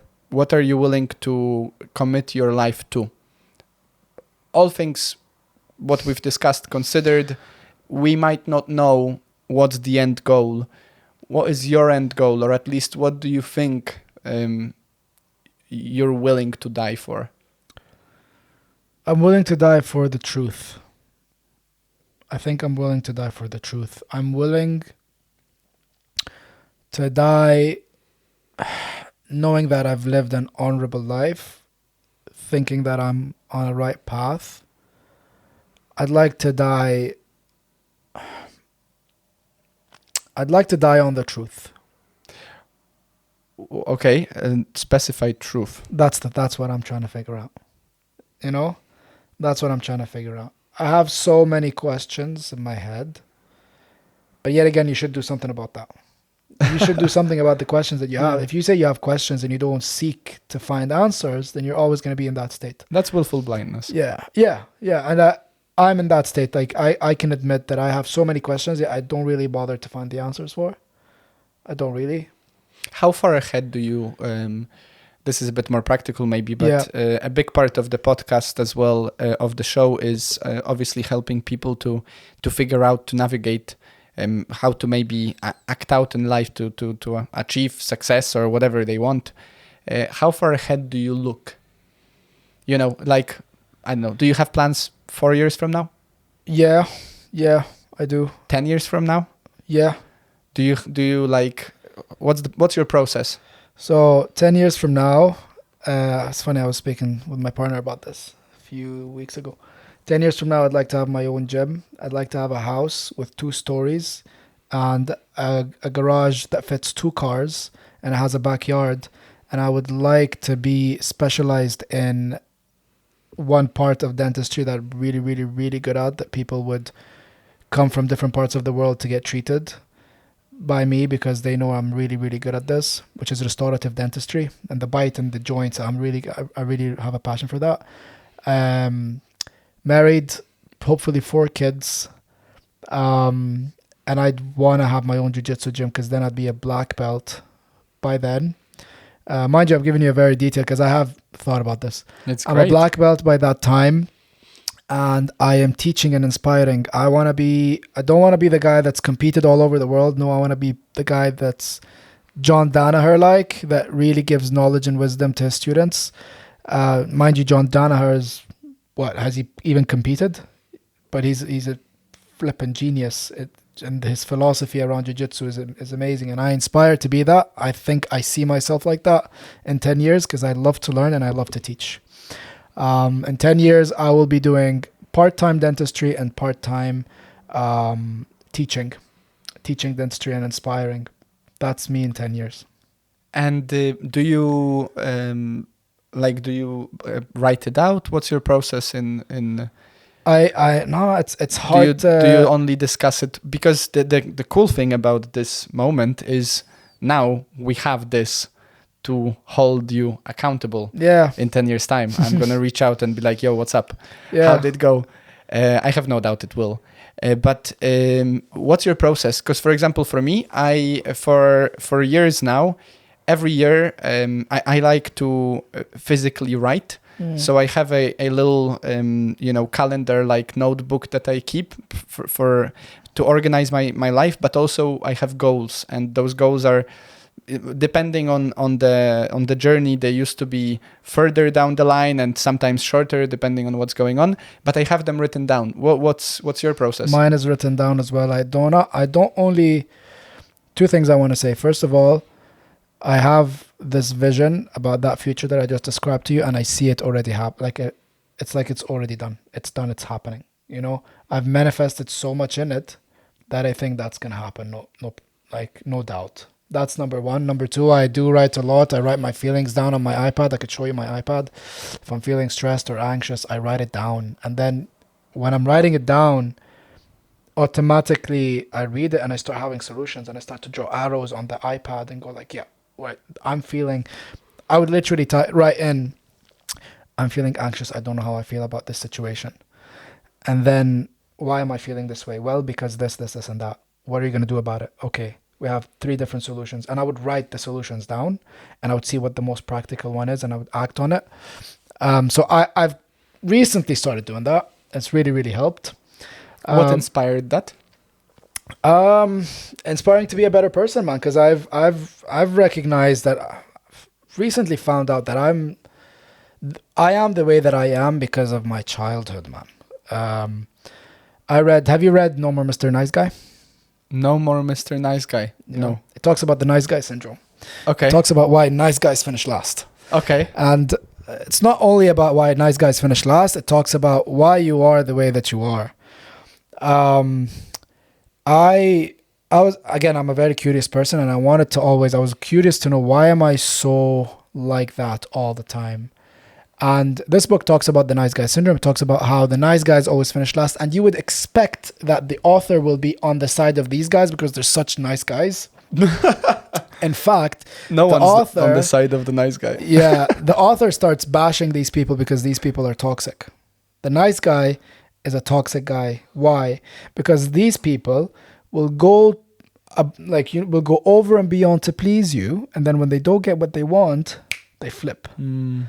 And that's because they try to seek your approval in everything, and they go over and beyond to do that.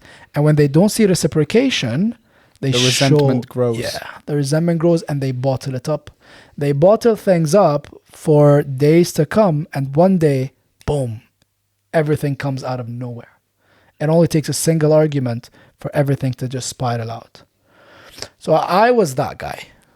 Okay. I was that guy. And sometimes I'd like to believe that I'm working on that.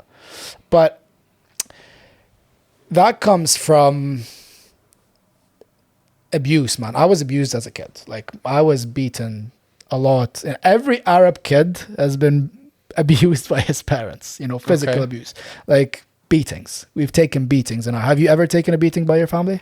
No. A really tiny Arabs, bro, I've taken beatings with all kinds of weaponry. Slippers, belts, wooden sticks, you name it, right? Fucking hell. I was getting beaten for getting low grades. I wasn't even getting low grades. I was getting like 9 out of 10, 8.5 out of 10. Sometimes I'd be so scared to show my mom that, because I knew I was going to get a beating. So I was always seeking my parents' approval growing up. Always seeking my parents' approval. And when I don't give them what they want, I felt like I was receiving conditional love. Because when I get the good grades, they would love me. And when I would get bad grades, they would beat me up. And that's what I understood. Now I know that's not true, but that's what I understood. And my parents were just trying to be parents. I was the first kid. They didn't know anything better. Yeah. I get that. I don't resent my parents. But that's what I carried on in my life. That if I do this, if I give them what they want, they're going to love me.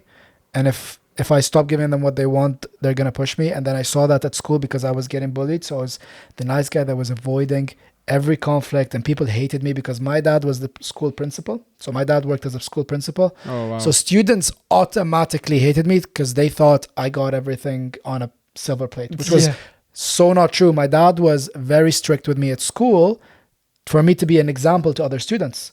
So I was stuck in this, like, always Double trying whammy. to. Oh yeah, I was stuck in this kind of situation where I need to please everyone, and if I didn't please everyone, I didn't have friends. So that spiraled to my relationships with women, bro. I was trying to seek women's approval, and going over and beyond, and not showing who I truly am, and who bottling up my feelings, not being expressive with myself, hiding things.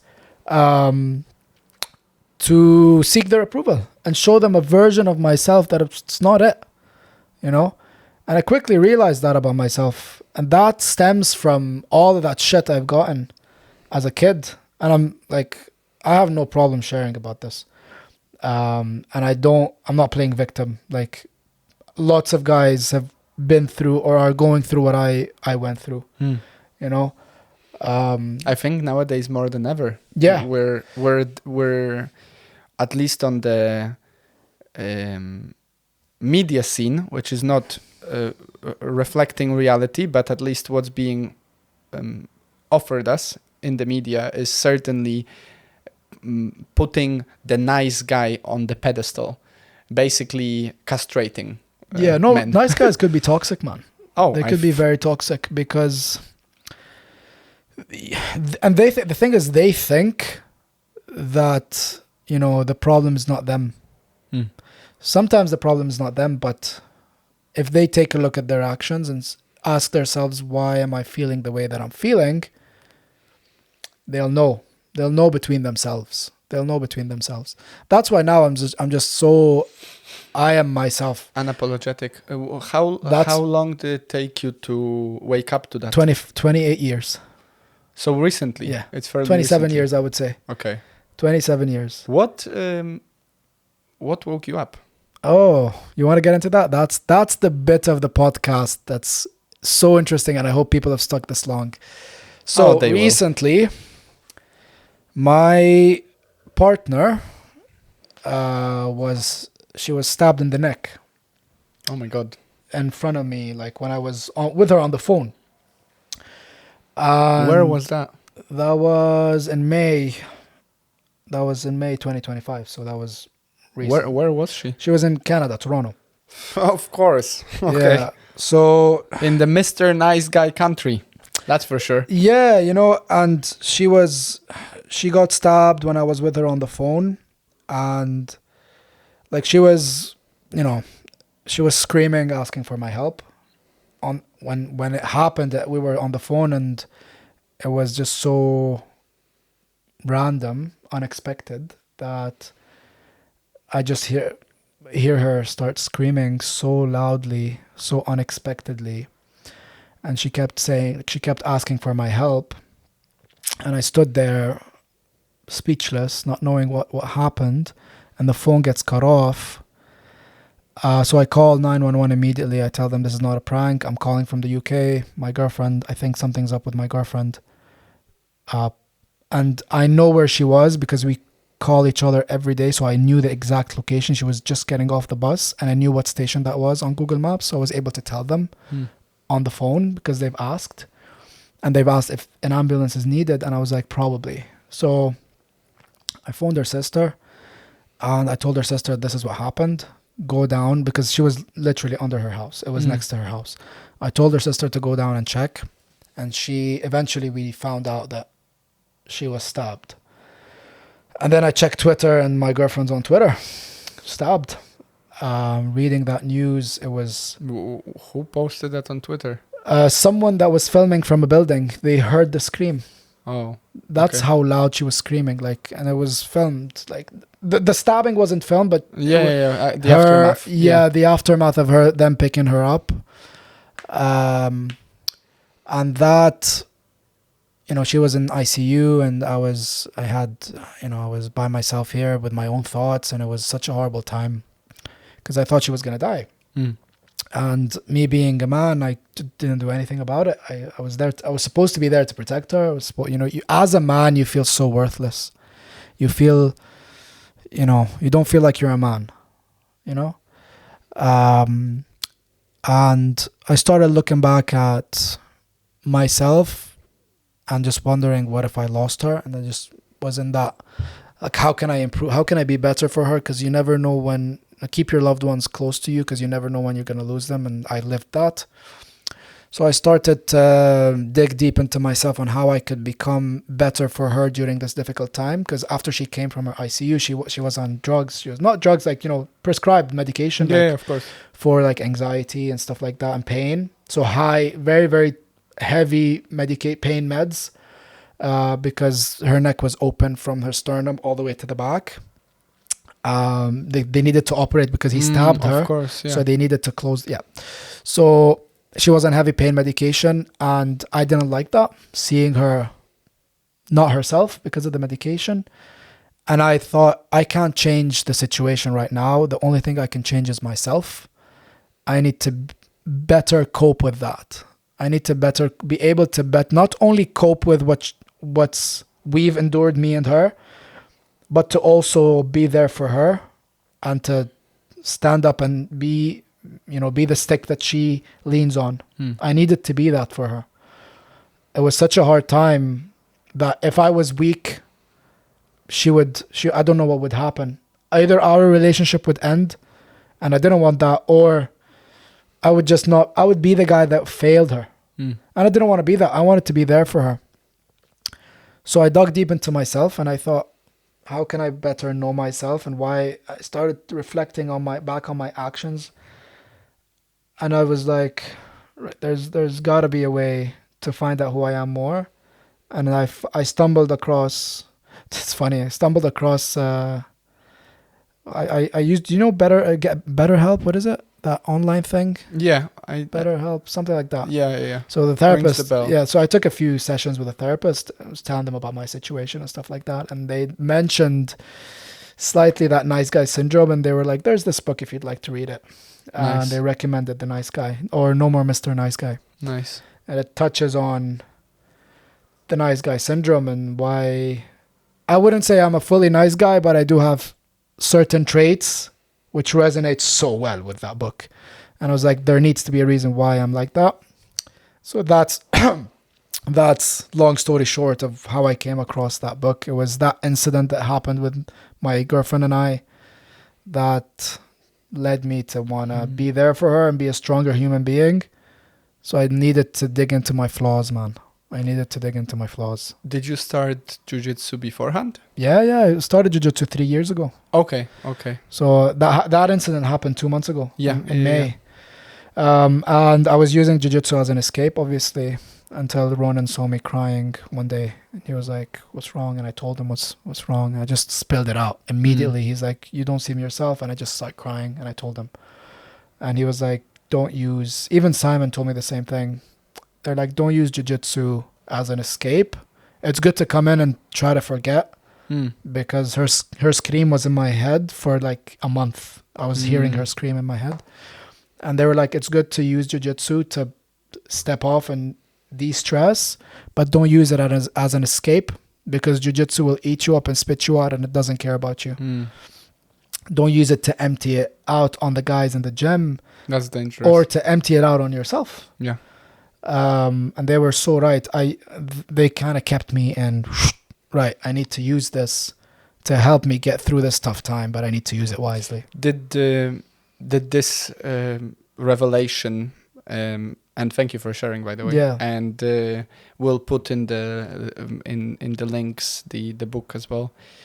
Do you think this revelation, or did this revelation change your goals, plans, outlook on life or the future, or did it only affect the way you perceive yourself? It strengthened it. It strengthened my belief in God.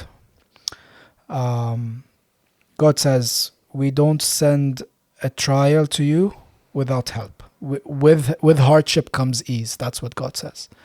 Think of any hardship you've been through in your life. You always had something to keep you going. And that's what God says. And because I've experienced it and I've compared it to what God says, I go like, oh my God, that's so true. It strengthened my belief in God. It strengthened my relationship with my partner, because now we're so much more communicative than we used to be. I'm much more honest with her about how I feel about certain situations. I'm so much more open. I don't hide my needs anymore. I'm so open about my needs and what I want versus what I don't want. So it was a blessing in disguise, but you just wish that you wouldn't go through that to learn this. But that's just something God has written for me. Exactly. Yeah, for sure. I mean, I think that's a great sort of I on top of the dot on top of the I for our conversation from earlier, that like you come out of this with a lesson, while another life or another person might have come out of this with trauma, period. You know what I mean? That's it. So, and I think that's exactly where our creative force steps in, which is like, you don't necessarily have the ability to impact what happens to you, but you certainly have the choice what you do about it and how you think about it. Yeah. And through this attitude of gratitude and humble, white belt mentality, Yeah. You learn from this and come out on a different person, essentially, a stronger one, and you fit another puzzle onto this mosaic of life, rather than fall down the abyss of trauma. Yeah, exactly. And man, it's so funny. Just yesterday, my partner and I were talking about this. Sorry, I mentioned my partner a lot because she means a lot to me, man. Don't be sorry to do that. She was feeling a bit down, and I'm not gonna get into our conversation, but I was literally telling her what you said. How do you choose to live your life? How do you want to live your life? Do you want to live your life in fear? Are you gonna not take the bus anymore because you were stopped there? Or is that how you want to live your life? Or are you gonna fight? Are you gonna get up every day, or are you gonna fight? Because if you're gonna live your life based off your trauma, then you're gonna be where you are. You're always gonna be where you are. And that's, to be honest, that's not a life to live. I'd rather die than live this life. I'd rather end my life than live in fear. So what I would say is, it's all up to you. You are the master of your own life. You're the master of your own choices. No one can take that away from you. You are the master of your own destiny, my friend. And it's how you choose to live your life that dictates what kind of life you're going to have. You're in control. Everything's there. Yeah. Everything's there, my friend. I love that, and I think it's also a good place to finish our conversation. Yeah, for today. I think we should, because actually it's been 2 hours. That's wonderful. Wow. The one thing that I will say, just to respond to your point, is, as you just said, like I wholeheartedly agree that all of the troubles that within the time that the trouble was seemed like the trouble, and the end of it was just the beginning of the new journey, and obviously it's a choice to a degree. I could just literally lie down on the couch and curl up and die, but it's just really difficult to see it that way when you're in the midst of it. Yeah. Right? So man, thank you so much. Thank you. This was amazing, man. Thank you, Oj. That was. Thank you for hosting me. Thank you for hosting me. Absolutely. Thank you guys for listening to us as well. I wouldn't put it past us that we're gonna do this again. Other than that, as always, have a wonderful week. Stay happy, stay healthy, and we'll see you next time.